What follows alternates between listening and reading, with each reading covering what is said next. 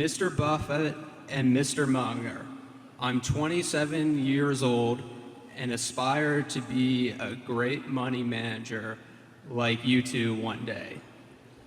I am considering starting my own investment fund, but I also recognize that I am young and have a lot to learn.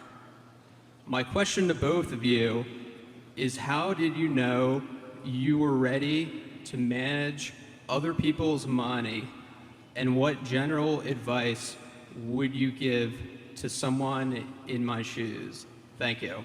Well, it's a very interesting question because I've faced that, and I sold securities for a while, but in May of 1956, I had a number of members of my family.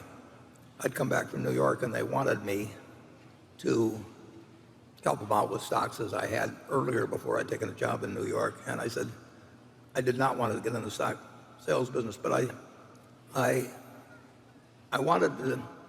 I enjoyed investing. I was glad to figure out a way to do it, which I did through a partnership form. But I would not have done that if I thought there was any chance, really, that I would lose them money. And what I was worried about was not how I would behave, but how they would behave. Because I needed people who were in sync with me. So when we sat down for dinner in May of 1956 with 7 people who either were related to me or one was a roommate in college and his mother, and I showed them the partnership agreement, and I said, you don't need to read this. There's no way that I'm doing anything in the agreement that there's any way that, you don't need a lawyer to read anything of the sort. But I said, here are the ground rules as to what I think I can do and how I want to be judged. And if you're in sync with me, I want to manage your money, because then I won't worry about the fact that you will panic if the market goes down or somebody tells you something different. So we have to be on the same page.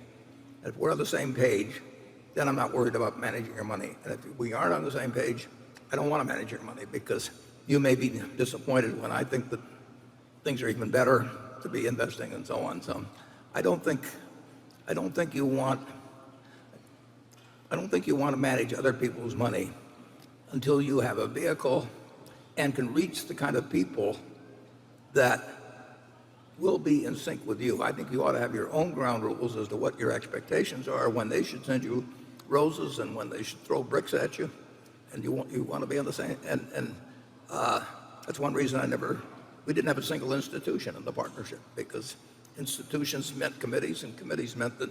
You had some aunts that trusted you. What's that? You had some aunts who trusted you. Yeah, well, and a father-in-law that gave me everything he had in the world, and I didn't mind taking everything he had in the world, as long as he would stick with me and wouldn't get panicked by headlines and that sort of thing. And so it's enormously important that you don't take people that have expectations of you that you can't meet.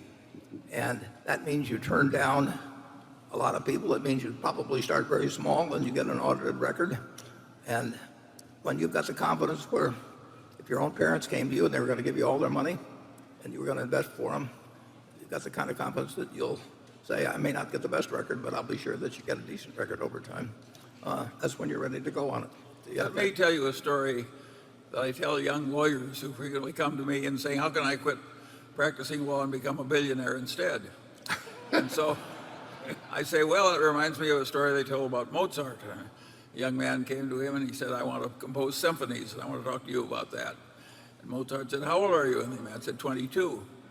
And Mozart said, you're too young to do symphonies. And the guy says, but you were writing symphonies when you were 10 years old. He says, yes, but I wasn't running around asking other people how to do it.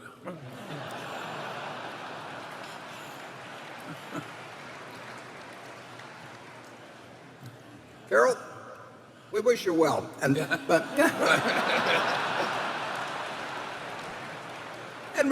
actually we really do, because the fact you asked that sort of a question is to some extent indicative of the fact that you got the right attitude going in. It isn't that easy to be a great investor. I don't think we've quite made it.